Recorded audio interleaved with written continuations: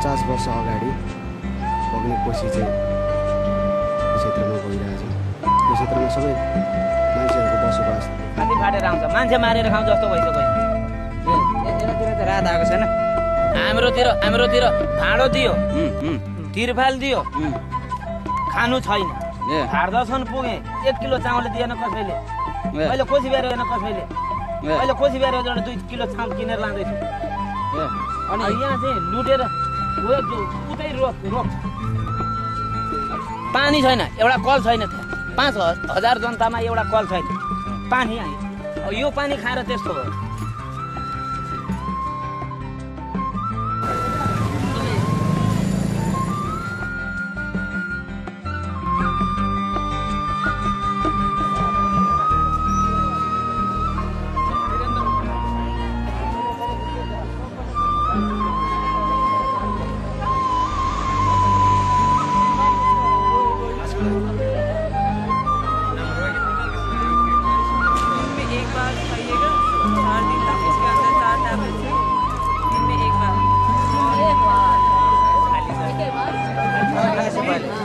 साबुन से हाथ धोना पड़ेगा।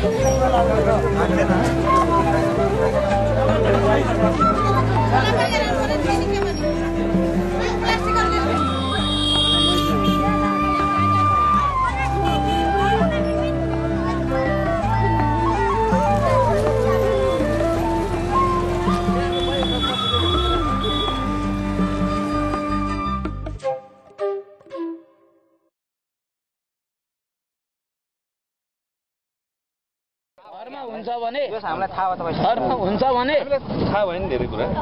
त्यो स्वास्नी छोराछोरीको लाज ढाक्दै ल्याइदियो हुन्छ।